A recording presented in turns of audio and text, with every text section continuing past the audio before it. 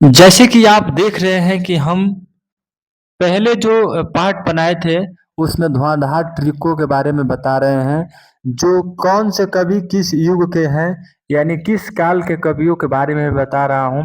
तो आज जो है पार्ट नंबर ये दूसरा जो है मैं लेकर आया हूँ कवियों के जो है ट्रिक के बारे में। किस काल के कौन से कवि हैं, किस काल के कौन से लेखक हैं, ये सभी को मैं ट्रिक के माध्यम से बताना चाहता हूँ। तो देखिए, सबसे पहले जो आता है रीतिकालीन कवि। रीतिकालीन कवि, रीतिकाल के 3 धाराएँ होती हैं। पहला रिधि सिद्ध काव्य धारा, दूसरा रीति मुक्त काव्य धारा और तीसरा रीतिबद्ध काव्य धारा। आइए समझते हैं एक-एक चीज़ों को। रीति सिद्ध काव्य धारा में कौन आते हैं? कवि आते हैं बिहारी जी कवि हैं। ये इकलौते हैं और इसके अलावा 1-2 और कवि हैं जिनका नाम नहीं पूछता है। तो केवल आप लोग याद रखिएगा कि रीति सिद्ध काव्य धारा में केवल जो है बिहारी जी को याद रखिए। और दूसरा आता है रीति मुक्त काव्य धारा। तो आइए इसको हम ट्रिक से समझते हैं। हम ऑलरेडी पहले से लिख दिए हैं ताकि ज़्यादा समय न लगेगा। तो आइए स्टार्ट करते हैं इसको।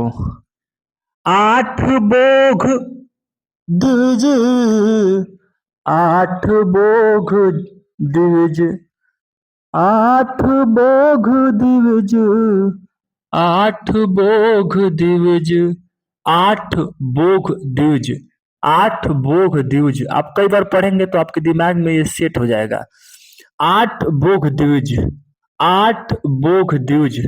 अब आइए आ से पढ़ते हैं आलम जी, ठ से ठाकुर, बो से बोधा और घ से घनानंद। द्विज से याद रखिएगा द्विज दे। ये जितने जो कवि हैं वो जो है रीति मुक्त काव्य धारा के। किसके हैं?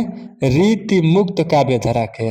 अब आइए रीतिबद्ध काव्य धारा में आते हैं भूषण जी, बतीराम जी, चिंतामणि।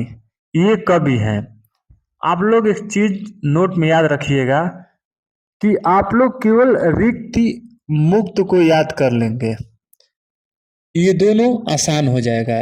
इसलिए किसको आप केवल याद करिए? रीति मुक्त के।